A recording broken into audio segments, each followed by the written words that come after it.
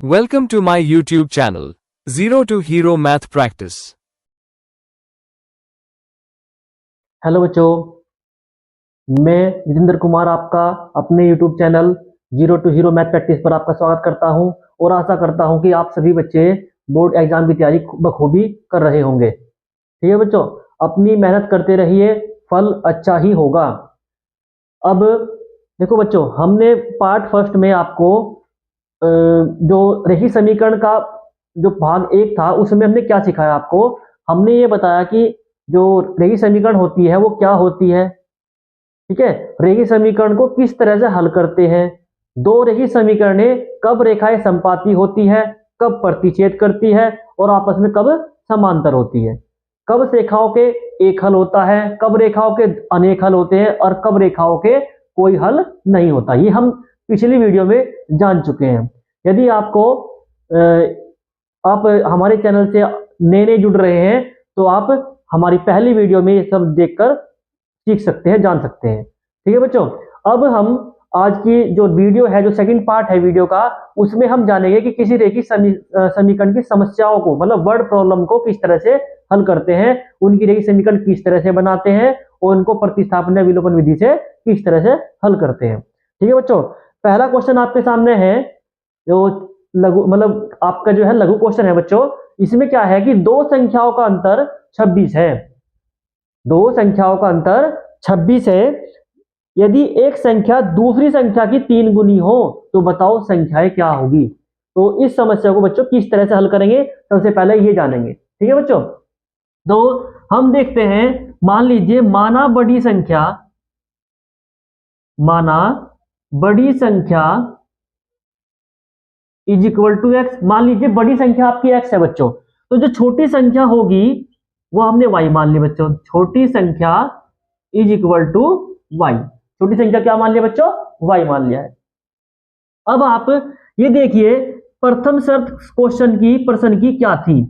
प्रथम शर्त बच्चों क्या थी प्रश्न की, ये कहा था कि दो संख्याओं का अंतर 26 है। अब जरा सोचिए कि यदि बड़ी में छोटी संख्या आप घटा दोगे तो दो संख्याओं का अंतर कितना आना चाहिए, हमारा 26 आना चाहिए। तो हम लिखते हैं कि x माइनस के वाई इज इक्वल टू 26। ये हमारी समीकरण एक बनती है, पहली देखिए समीकरण हमारी बच्चों यहां पर बन गई है। अब आते हैं इसकी प्रश्न की सेकंड शर्त पर। बच्चों सेकंड शर्त क्या थी, आपने ध्यान दिया हो कि एक संख्या दूसरी संख्या की 3 गुनी है। तो मान लीजिए बड़ी संख्या कितनी है, छोटी संख्या की 3 गुनी, मतलब कि यदि आप छोटी संख्या में 3 गुना कर दोगे तो बड़ी संख्या प्राप्त हो जाएगी आपकी। तो यह बनती है आपकी सेकंड कंडीशन। आप इसको थोड़ा सा, अगर आपको प्रतिस्थापन से करना है तो प्रतिस्थापन से करते हैं बच्चों। यहां पर क्या है, समीकरण 2 में x बराबर 3y है और इसकी वैल्यू आप समीकरण नंबर 1 में पुट कर दीजिए। लिखते हैं x बराबर 3y समीकरण 1 में रखने पर, 1 में रखते हैं बच्चों। देखो x का मान वहां पर रखेंगे बच्चों 1 में, तो ये हो गया आपका, यहां पर कितना आएगा 3y। 3y minus y is equal to 26। इसको बच्चों घटाओ, ये बचता है 2y बराबर 26 और y की वैल्यू आती है बच्चों 26 अपॉन में 2, मतलब की 13। ये y का मान आ गया, मतलब हमारी एक संख्या तो बच्चों आ गई। अब हमको दूसरी संख्या निकालनी है, तो दूसरी संख्या निकालने के लिए आप y का मान ये तो समीकरण 1 में रख दीजिए बच्चों, या समीकरण 2 में रख दीजिए। तो समीकरण 1 में रखते हैं बच्चों, y बराबर 13, 2 में रख लो बच्चों, चाहे आपकी मतलब मर्जी है आपकी बच्चों। यहां पर x समीकरण 2 में y का मान रखने पर, y का मान रखने पर, तो कैसे रखेंगे बच्चों, देखो यहां पर y का मान रखिए, x is equal to 3y, y का मान बच्चों 13 है और x इज इक्वल टू 13 होगा 39 आपका। तो इसका मतलब है बच्चों आपकी बड़ी संख्या तो 39 है, 39 है, जबकि छोटी संख्या आपकी बच्चों कितनी आई है, 13 आई है। तो ये दो आपके आंसर आ गए। ठीक है, उम्मीद करता हूं कि पहला क्वेश्चन आपकी समझ में अच्छी तरीके से आया होगा। बच्चों ये समीकरण बनानी आपको सीखनी होगी कि हम रेखीय समीकरण समस्या को हल करके कैसे बनाएं, फिर उनको प्रतिस्थापन या विलोपन विधि से किस तरह से हल करें, ये आपसे जरूर आना चाहिए। और हर बोर्ड में बच्चों यहां से क्वेश्चन पूछा जाता है हमेशा आपसे। अगला क्वेश्चन बच्चों पढ़ते हैं। अगला क्वेश्चन हमारा बच्चों ये है कि दो संपूरक कोणों में, किसमें बोला, दो संपूरक कोणों में बड़ा कोण छोटे कोण से 18 डिग्री अधिक है तो उन्हें ज्ञात कीजिए। क्या क्वेश्चन है कि दो संपूरक कोणों में बड़ा कोण छोटे कोण से 18 डिग्री अधिक है तो उन्हें बच्चों ज्ञात कीजिए। देखो बच्चों किस तरह से निकालते हैं। पहले आपको ये जानना है कि दो कोण संपूरक किसे कहते हैं। संपूरक कोण बच्चों उनको बोलते हैं यदि हमारे पास दो एंगल दिए गए हैं, दो कोण दिए गए हैं और उनको जोड़ करके 180 अगर डिग्री आपको प्राप्त होता है तो दोनों कोण संपूरक कोण कहलाते हैं। तो सबसे पहले मान लीजिए, माना जो पहला बड़ा संपूरक कोण है, माना बड़ा कोण इज इक्वल टू एक्स और छोटा कोण बच्चों मान लिया वाई। छोटा कोण इज इक्वल टू मान लिया बच्चों वाई डिग्री। ये दो कोण हमने बच्चों मान लिए। अब हम इनको क्या कहा क्वेश्चन के अकॉर्डिंग, मतलब प्रथम शर्त क्वेश्चन की क्या है बच्चों, वो ये है कि बड़ा कोण छोटे कोण का जो अंतर है बच्चों कितना है, वो आपका है 18 डिग्री। मतलब बड़ा कोण छोटे कोण से 18 डिग्री अधिक है तो इसलिए x माइनस वाई बराबर आपका बनता है 18 डिग्री। ये आपकी समीकरण एक बन जाती है यहां से। अब सेकंड शर्त ये जाने, देखो बच्चों क्वेश्चन में स्पष्ट नहीं किया है कि सेकंड शर्त है क्या, लेकिन वर्ड दिया है संपूरक कोण है और मैंने आपको अभी बताया कि संपूरक कोण उन कोण को बोलते हैं जिनको जोड़ करके हमेशा 180 डिग्री आता हो। इसलिए सेकंड शर्त बच्चों इसकी यहीं से बनाएंगे कि दोनों कोणों का जोड़ 180 डिग्री आना चाहिए। ये बनती है आपकी समीकरण 2। अब इनको हल करना है बच्चों। इनको करते हैं विलोपन विधि से। कौन सी विधि से बच्चों? विलोपन विधि से। विलोपन विधि में क्या होता है, आपको पहले वीडियो में बताया था कि या तो आप x से गुणांक बराबर कीजिए या फिर बच्चों y के गुणांक बराबर कीजिए। अब मान लीजिए x के भी बराबर है और y के बराबर है तो आपकी इच्छा है आप इनको जोड़िए या घटाइए। तो हम क्या करते हैं, x माइनस वाई बराबर 18 समीकरण 1 लिखते हैं और x प्लस वाई बराबर 180 समीकरण 2 लिखते हैं। अब इन दोनों समीकरण को हम जोड़ लेते हैं, ऐड कर लेते हैं। जोड़ने पर बच्चों माइनस के y और प्लस के y आपका कैंसिल हो जाएगा और x और प्लस x बराबर 2x बन जाएंगे आपके बच्चे। और इन दोनों को जोड़कर बच्चों आपका आता है 198 प्राप्त होता है। तो x बराबर आएगा 198 अपॉन में 2 से भाग करने में बच्चों 2 निम्न 18 और 2 निम्न 18 99 डिग्री आपका बड़े वाला कोण आ जाएगा बच्चों।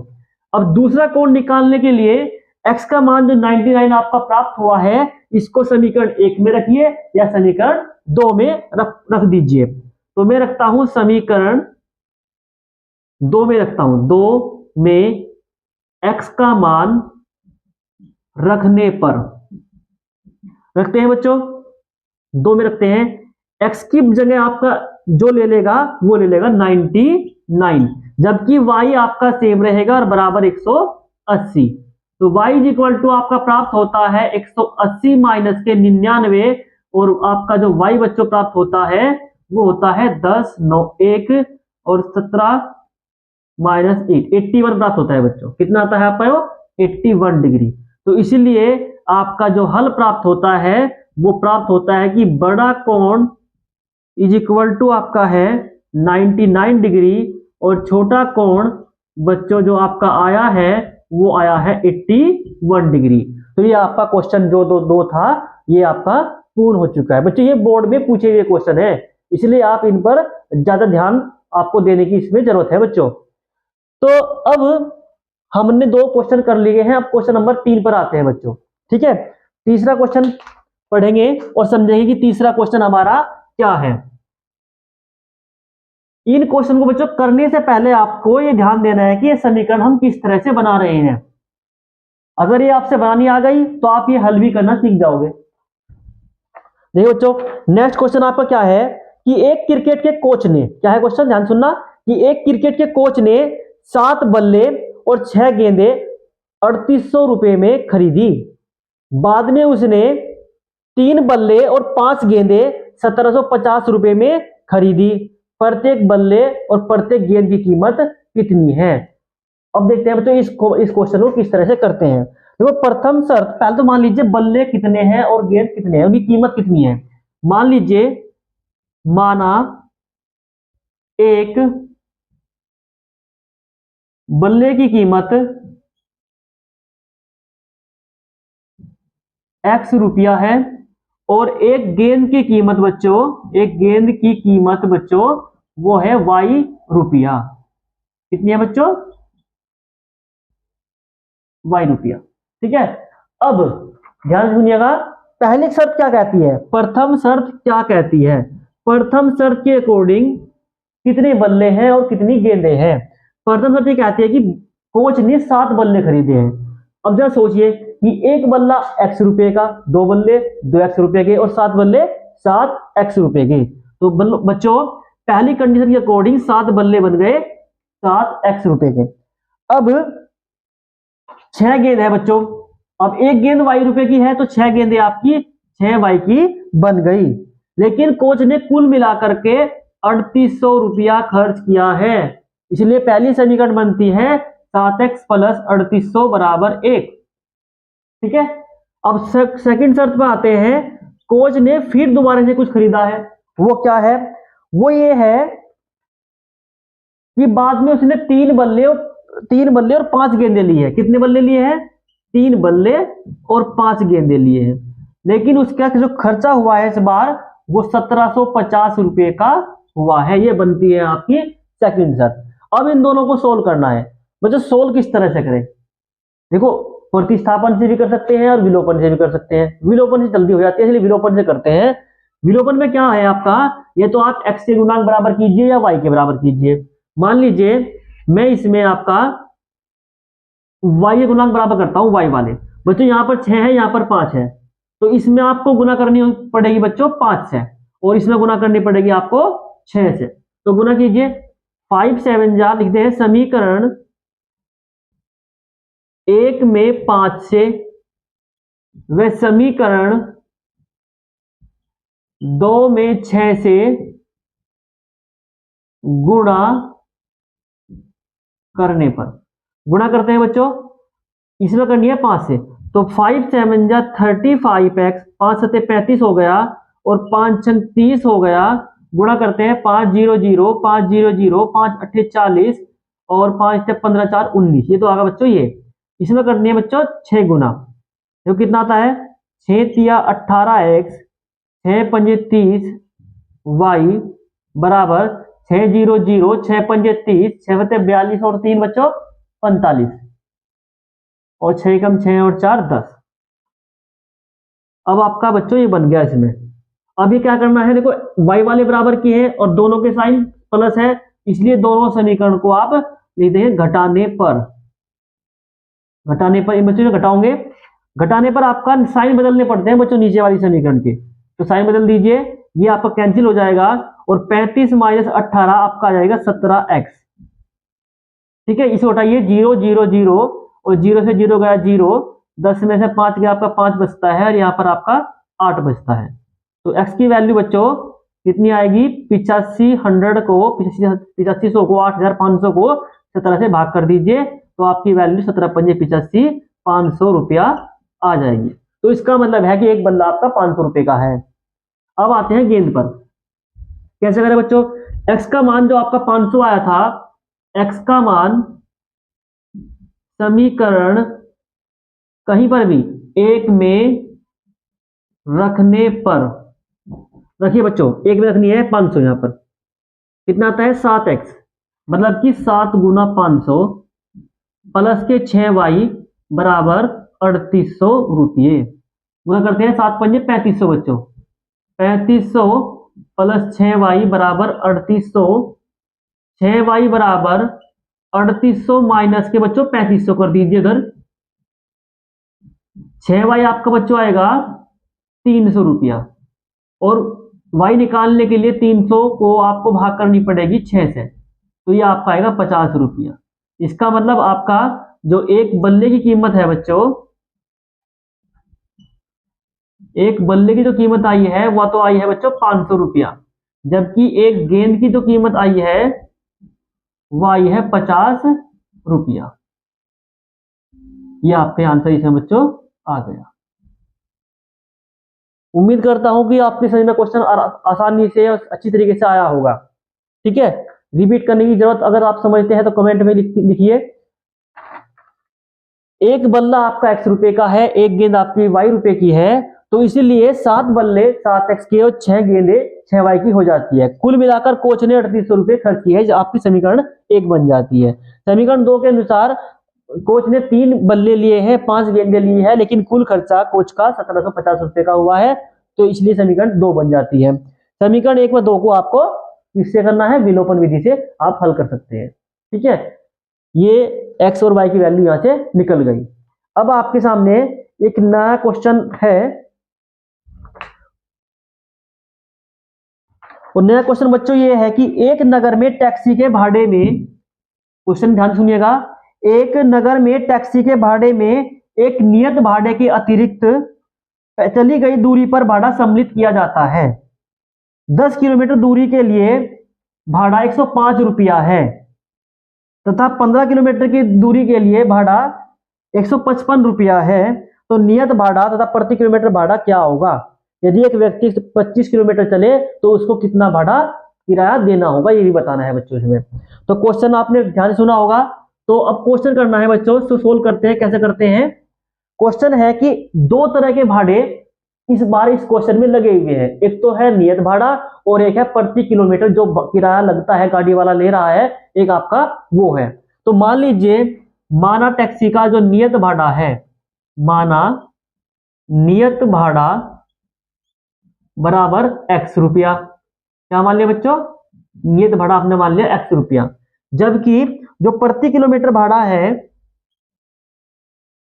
प्रति किलोमीटर भाड़ा जो है वो मान लिया बच्चों y रुपया। अब जरा प्रथम शर्त को ध्यान से सुनिए। एक व्यक्ति है जो 10 किलोमीटर की दूरी तय करता है और 105 रुपए भाड़ा देता है। कितना देता है? 10 किलोमीटर की दूरी तय करता है और 105 रुपए भाड़ा देता है। तो जरा सोचिए कि पहले तो देगा नियत भाड़ा, और फिर जब 1 किलोमीटर के y रुपया है, तो बच्चों 10 किलोमीटर के कितने बैठते हैं? 10 y रुपया। और लेकिन व्यक्ति ने 105 रुपए कुल मिलाकर भाड़ा दिया है, तो आपकी यह पहली रेखीय समीकरण बन जाती है प्रथम शर्त के अनुसार। सेकंड शर्त आपकी ये कहती है कि एक व्यक्ति है जो 15 किलोमीटर जाता है और 155 रुपए भाड़ा देता है, तो दूसरा व्यक्ति जो भी होगा तो नियत भाड़ा तो बच्चों वो भी देगा, इसलिए नियत भाड़ा प्लस 15 किलोमीटर का भाड़ा इज इक्वल टू 155 रुपए उसका किराया बन जाएगा। ठीक है, ये बनती है आपकी दूसरी समीकरण। अब इन दोनों समीकरणों को बच्चों हल करना है। किस तरह से हल करेंगे वो देखते हैं। देखो यहां पर x से गुणांक बराबर है, तो विलोपन विधि से करेंगे इसको करेंगे विलोपन विधि से। अब विलोपन विधि से करने का नियम है कि आप समीकरण जो हमने, यदि आपके गुणांक बराबर है तो अच्छी बात है, नहीं है तो आपको बराबर करने पड़ते हैं। तो x plus 10y is equal to 105 और x प्लस के 15y इज इक्वल टू 155। दोनों समीकरण को हल करेंगे तो दोनों क्या करेंगे बच्चों? घटाएंगे इनको। क्या करेंगे? इनको घटाएंगे, क्योंकि दोनों के साइन, दोनों के निशान सेम है, दोनों प्लस प्लस की इक्वेशन है। तो यहां पर देखिए बच्चों, घटाने पर माइनस हो जाएगा, ये माइनस हो जाएगा और ये माइनस हो जाएगा, तो x माइनस एक्स कैंसिल हो गया आपका। 10y माइनस के 15y आपका आता है 5y, और ये आपका बचता है माइनस के 50। माइनस से माइनस कैंसिल कर दीजिए और y की वैल्यू 50 अपॉन में 5 10 आपकी वैल्यू आ जाएगी। y की वैल्यू कितनी आ गई बच्चों? 10।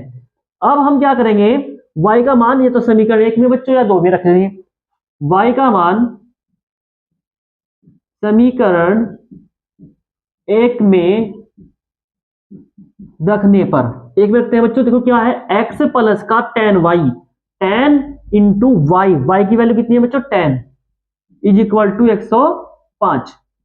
ये आपका होगा 10 10 जो आपका बच्चों बनता है 100 इज इक्वल टू 105, और x इज इक्वल टू आता है 105 माइनस के 100, और x की वैल्यू आपकी आती है 5 रुपया। इसका मतलब है कि टैक्सी का जो नियत भाड़ा है वो 5 रुपया है, और जो प्रति किलोमीटर भाड़ा है वो 10 रुपया है। लिख देंगे कि जो नियत किराया है, नियत भाड़ा है बच्चों वो तो आपका आता है 5 रुपया, जबकि प्रति किलोमीटर जो भाड़ा है, प्रति किलोमीटर भाड़ा वो आता है आपका 10 रुपया। ठीक है बच्चों। अब क्वेश्चन में ये भी कहा गया था कि कोई व्यक्ति 25 किलोमीटर जाए तो उसको कितना किराया देना होगा। तो 25 किलोमीटर का या 25 किलोमीटर जाने में लगा किराया। अब जरा सोचिए, सबसे पहले तो व्यक्ति देगा जो नियत था 5 रुपया। अब 1 किलोमीटर के 10 रुपए लगते हैं, तो बताइए 25 किलोमीटर जाने पे कितने रुपए लगेंगे? 25 गुना 10। तो इसलिए आपका बनता है 25 ढाई 250, 255 रुपया। आपका ये आंसर आ गया। क्वेश्चन बहुत अच्छा था, बोर्ड में पूछा जा चुका है, बहुत ही प्यारा क्वेश्चन है बच्चों, तो ध्यान से आपने देखा भी होगा, समझा भी होगा। ठीक है, यदि कोई त्रुटि आपको लगती है कि ये क्वेश्चन हमारी समझ में नहीं आया है तो आप कमेंट में प्लीज लिखिएगा। ये आपका क्वेश्चन नंबर 3rd 4th भी आपका हो गया। अब एक क्वेश्चन आता है बच्चों भिन्न वाला। ठीक है, भिन्न वाले क्वेश्चन अक्सर बोर्ड में पूछे जाते हैं कि एक भिन्न है, उसका अंश इतना है, उसका हर इतना है, भिन्न में इतने जोड़ देने पर भिन्न ये हो जाती है। तो ऐसे क्वेश्चन बोर्ड में अक्सर पूछे जाते हैं। तो नेक्स्ट क्वेश्चन में आपको समझाने जा रहा हूं कि एक भिन्न का के क्वेश्चन को आप किस तरह से हल करेंगे। ठीक है बच्चों।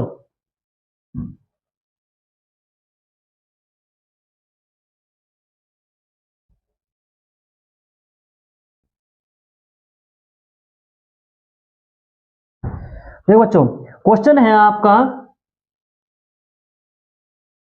कि किसी भिन्न के अंश और हर दोनों में दो जोड़ देने किसी भिन्न के अंश और हर दोनों में 2 जोड़ दिया जाए तो भिन्न आपकी 9/11 हो जाती है।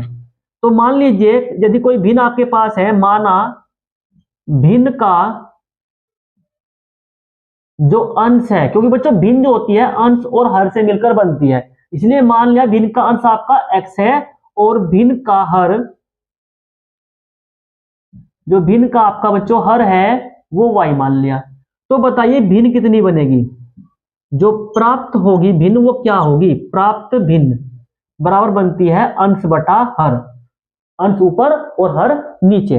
अब प्रथम शर्त क्या कहती है बच्चों, ध्यान से सुनिएगा, थोड़ा लंबा क्वेश्चन खींचेगा ये, कि भिन्न के यदि अंश और हर दोनों में 2 जोड़ दिया जाता है, यदि भिन्न के अंश में भी 2 जोड़ दे और हर में भी 2 जोड़ दे तो आपकी भिन्न जो हो बच्चों वो 9/11 हो जाती है। ठीक है, अब इसकी आप क्रॉस मल्टीप्लाई करेंगे। देखो 11x 11 टू जा 22, 9y 9 टू जा 18। अब 9y को बच्चों धर लिया और 22 को धरे जाओ, तो 11x minus 9y is equal to 18 minus के 22। तो आपका बनता है 11x माइनस के 9y बराबर, ये बचता है माइनस के 4। यह बनती है आपकी समीकरण 1। अब सेकंड शर्त बच्चों क्या कहती है उसको भी बहुत ध्यान से सुनिएगा। सेकंड शर्त आपकी ये कहती है यदि अंश और हर दोनों में 3 जोड़ दिया जाए, यदि अंश और हर दोनों में 3 जोड़ दिया जाए तो भिन्न आपकी 5/6 हो जाती है। तो देखो सेकंड शर्त के अनुसार बच्चों यदि भिन्न के अंश में भी 3 जोड़ दे और हर में भी 3 जोड़ दे तो आपकी भिन्न 5/6 हो जाती है। अब क्या करोगे, वही इसी का प्रोसेस लगाएंगे बच्चों, तिरछी गुना करेंगे, यहां पर क्रॉस मल्टीप्लाई करते हैं। 6x और 6 तिया 18, 5y और 5 तिया 15। ठीक है बच्चों, तो इसको धर लिया हो, 6x माइनस के 5y बराबर 15 माइनस के 18। तो यहां करते हैं बच्चों ऊपर 6x माइनस के 5y बराबर कितना बचता है बच्चों? माइनस के 3। ठीक है, यह बनती है आपकी समीकरण 2। अब जरा सोचिए, ना तो x वाले गुणांक बराबर है ना आपके y वाले गुणांक बराबर है, तो आप क्या करेंगे? आप इसको विलोपन विधि सोल्व करेंगे, या तो आप x के गुणांक बराबर कीजिए या आप y के गुणांक बराबर कीजिए। अब मुझको करने हैं, मान लीजिए मुझको y गुणांक बराबर करनी है इसमें, तो बच्चों यहां पर 9 है और वहां पर 5 है, तो 9 5 को इक्वल करने के लिए आप 9 की मल्टीप्लाई तो इस वाली इक्वेशन में कर दीजिए। ठीक है, और इस वाली इक्वेशन में 5 की मल्टीप्लाई कर दीजिए। तो लिखते हैं कि समीकरण 1 में 5 से व समीकरण 2 में 9 से गुना करने पर,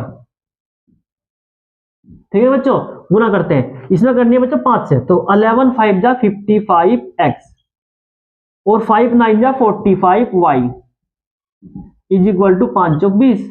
यह करते हैं 9 से, 9 6 जा 54x और 9 पंजे 45 हो गया बच्चों आपका, ये 9 तिया 27 हो गया। अब इन दोनों को देखो, जो बराबर करे हैं बच्चों वे उनके साइन है सेम, इसलिए दोनों क्या करेंगे, घटाएंगे दोनों एक समीकरण को। यहां पर घटाने पर ये माइनस, ये प्लस और ये प्लस, ये आपका कैंसिल, ठीक है।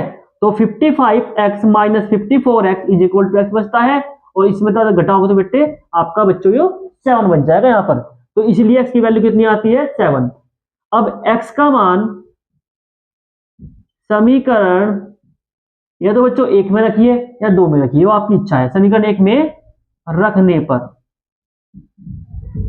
रखिए जरा, 1 में कितनी है 11x मतलब 7 आ गया बच्चों यहां पर, 9y is equal to minus के 4, 11 7 जा 77, 11 सत्ते 77 होगा बच्चों। 4 को इधर ले आओ और प्लस कर दो, 9y को आप उधर ले जाओ उस साइड में, ये आपका हो गया बच्चों 81 और 9 आपका आ गया डिवाइड में। तो इसलिए y की वैल्यू आपकी आती है 9 9 81 9, ठीक है। तो y की वैल्यू कितनी आती है आपकी, 9 आ जाती है। तो इस प्रकार जो हमारी भिन्न बनती है अंश बटा हर, मतलब हमारी x की वैल्यू कितनी है बच्चों यहाँ पर 7 और y की वैल्यू कितनी आई है यहाँ पर 9, तो आपकी भिन्न 7 बटा 9 7 बटा 9 बन जाती है। देखो बच्चों, समीकरण हमने बनाई, हमने समीकरण को सॉल्व किया, हल किया, एक्स वाई के मान ज्ञात करें। यदि आपने समीकरण में जो भिन्न पूछी है और भिन्न का आंसर नहीं लिखा तो आपको वहां पर नंबर आपके काट सकते हैं एग्जामिनर। तो इसलिए आपको भिन्न का जो वैल्यू है वो आपकी लिखनी यहाँ पर जरूरी है, ठीक है। क्योंकि बच्चों क्वेश्चन में पूछा है कि भिन्न ज्ञात कीजिए, आपने एक्स वाई की वैल्यू निकाल कर छोड़ दी, तो आपको ये निकालना जरूरी है, वरना एग्जामिनर आपके नंबर काट लेगा यहाँ पर, ठीक है बच्चों। ये भी आपका क्वेश्चन कंप्लीट होता है। अब नया क्वेश्चन बच्चों शुरू करते हैं, और नया क्वेश्चन आपका है, ध्यान सुनिएगा, कि जैकब 5 वर्ष बाद जैकब की आयु, क्वेश्चन है ध्यान सुनिएगा, कि 5 वर्ष बाद जैकब की आयु उसके पुत्र की आयु की 3 गुनी हो जाएगी। जैकब की आयु 5 वर्ष बाद उसके पुत्र की आयु की 3 गुनी हो जाएगी। 5 वर्ष पूर्व जैकब की आयु उसके पुत्र की आयु की 7 गुनी थी। तो बताइए जैकब की आयु कितनी है और उसके पुत्र की आयु कितनी है। तो बच्चों देखो, 2 व्यक्ति का जिक्र इस क्वेश्चन में हो रहा है, एक तो जैकब और एक उसका पुत्र। तो हम दोनों की एज को मान लेते हैं, माना जैकब की आयु इज इक्वल टू एक्स वर्ष। मान लीजिए जैकब तो आपका एक्स वर्ष का है, और जो उसका पुत्र है बच्चों, जो पुत्र है, पुत्र की आयु मान लीजिए वाई वर्ष है। तो जैकब की आयु मान ली एक्स वर्ष और पुत्र की आयु मान ली बच्चों ने वाई वर्ष। अब प्रथम शर्त क्या कहती है, प्रथम शर्त यह कहती है कि 5 वर्ष बाद, जरा सोचिए, अगर किसी व्यक्ति की आयु अब 10 साल का कोई बालक है, तो 5 साल के बाद उसकी उम्र बच्चों बढ़ेगी या घटेगी, तो उसकी उम्र बच्चों बढ़ेगी नहीं, कितनी बढ़ेगी 5 साल बढ़ेगी। अब वो 10 का है तो 5 साल के बाद वो 15 का हो जाएगा। तो 5 वर्ष के बाद जरा बच्चों सोचिए कि जैकब अब फिलहाल वर्तमान आयु उसकी x वर्ष है, तो 5 वर्ष के बाद उसकी आयु का जो योग हो जाएगा वो x प्लस के 5 हो जाएगा। अब जरा सोचिए, जब जैकब की आयु 5 साल के बाद 5 बढ़ गई तो क्या उसका पुत्र तो नहीं रहेगा, उसका पुत्र भी तो बढ़ेगा। तो इसीलिए उसके पुत्र की आयु भी 5 वर्ष बढ़ा दीजिए। अब क्वेश्चन ये कहता है बच्चों कि जैकब की आयु 5 वर्ष बाद उसके पुत्र की आयु की 3 गुनी हो जाएगी। कितनी गुनी रहेगी, 3 गुनी। कौन हो जाएगी, उसके पुत्र की आयु की 3 गुनी।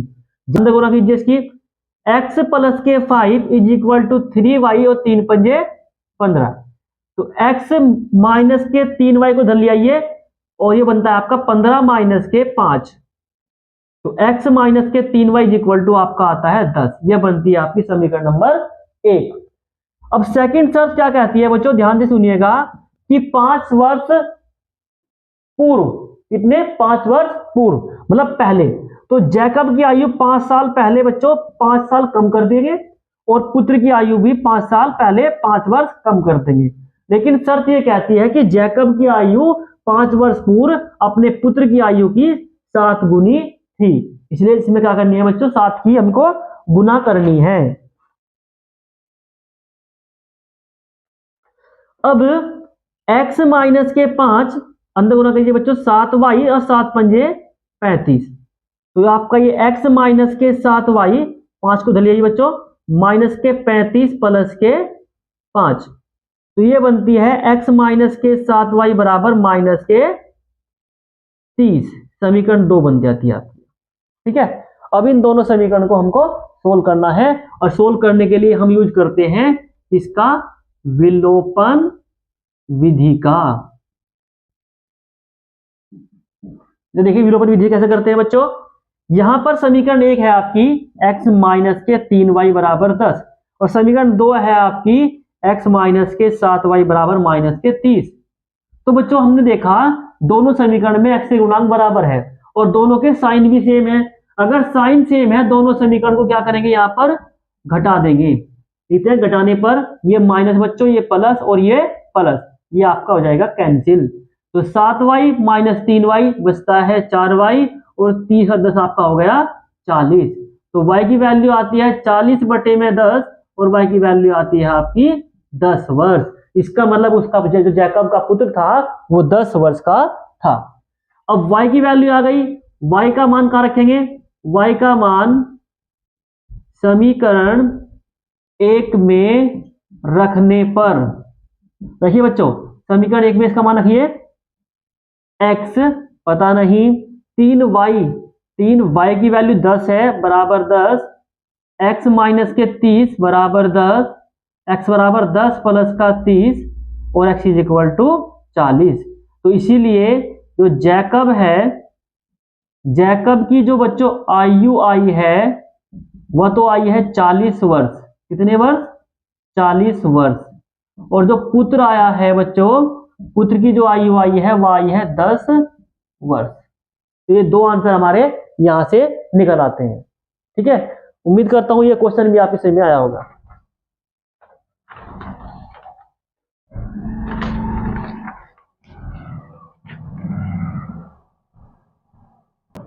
बच्चों हमारे बोर्ड के एग्जाम में ज्यादा क्वेश्चन भिन्न वाले पूछे जाते हैं, इसीलिए एक क्वेश्चन आपको मैं भिन्न का क्वेश्चन और करा देता हूं। ठीक है, आपकी अच्छी प्रैक्टिस हो जाएगी जिससे आपकी। तो भिन्न वाला क्वेश्चन एक पढ़ता हूं, ध्यान से सुनिएगा कि यदि हम अंश में से एक जोड़ दे, यदि हम किसी भिन्न के अंश में एक जोड़ दे तथा हर में एक घटा दे तो आपकी भिन्न एक में बदल जाती है। क्वेश्चन क्या है, यदि किसी भिन्न के अंश में एक जोड़ दे और हर में एक घटा दे तो भिन्न कितने बदल दे, एक में बदल जाती है। तो पहले मान लीजिए बच्चों, माना भिन्न का जो अंश है वो आपका x है, मान लीजिए भिन्न का जो बच्चों हर है वो आपका y है। तो भिन्न क्या बनती है बच्चों, आपकी भिन्न बनती है x बटा y। और प्रथम शर्त क्या कहती है कि यदि किसी भिन्न के अंश में, अंश मतलब x में एक जोड़ दे और हर में एक घटा दे, भिन्न के अंश में एक जोड़ दे और हर में एक घटा दे तो भिन्न आपकी एक में बदल जाती है। अब आप क्या करेगा, तिरछी इसमें क्रॉस में आप इसकी मल्टीप्लाई कीजिए, x प्लस 1 और y माइनस 1 क्रॉस करते हैं मल्टीप्लाई, और x माइनस y को उधर ले आए और 1 को उधर ले गए बच्चों, तो माइनस के 1 कितने होते हैं आपके, माइनस के 2। ये बनती है आपकी समीकरण 1। अब सेकंड शर्त क्या कहती है, ध्यान सुनिएगा बच्चों, सेकंड शर्त ये कहती है यदि हम हर में एक जोड़ दे,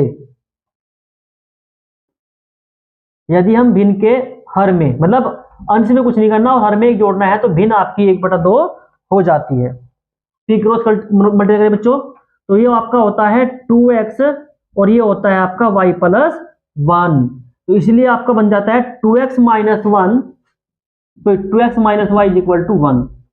ये बनती है आपकी समीकरण 2। अब दोनों समीकरण बच्चों हल करेंगे समीकरण 1 व 2 से। जरा सोचिए, पहली समीकरण x माइनस वाई बराबर माइनस के 2 थी और 2x माइनस वाई बराबर समीकरण नंबर आपकी दूसरी है। ये पहली थी, ये दूसरी है। दोनों क्या करेंगे बच्चों, घटाएंगे। अब आप कहेंगे कि घटाइए क्यों भाई? घटाने के लिए भाई बच्चों इसलिए ऐसा है मैटर कि दोनों ही माइनस के साइन रखते हैं। और आपको मैंने बताया था कि जो इक्वेशन, जो आपके वेरिएबल है, जो आपके चर है एक्स वाई, अगर उनके साइन सेम है तो हमेशा घटाने होती है।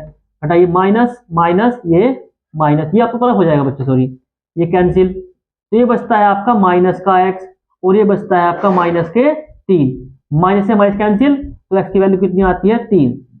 अब आप क्या कीजिएगा कि x की वैल्यू समीकरण 1 में या समीकरण 2 में रख दीजिए। तो समीकरण 2 में x का मान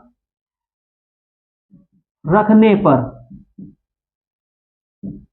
यहां पर रख दीजिए 2x की वैल्यू 3 हो गई, माइनस के y बराबर 1, 3 दूनी 6, माइनस के y बराबर 1, 6 माइनस 1 बराबर y, और y की वैल्यू कितनी आती है 5। तो बच्चों x की वैल्यू कितनी आ गई 3 आ गई और y की वैल्यू कितनी आ गई 5। इसलिए जो आपकी भिन्न है बच्चों वह बन जाती है 3/5।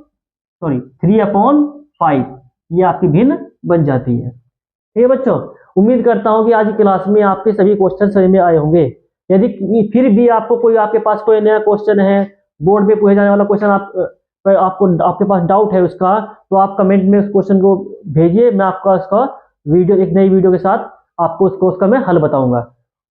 जो भी आपकी समस्या बोर्ड से रिलेटेड, आपके कुछ क्वेश्चन जो समस्या आपके सामने बने हुए हैं, उनको आप कमेंट में पूछ सकते हैं। आज के लिए इतना ही।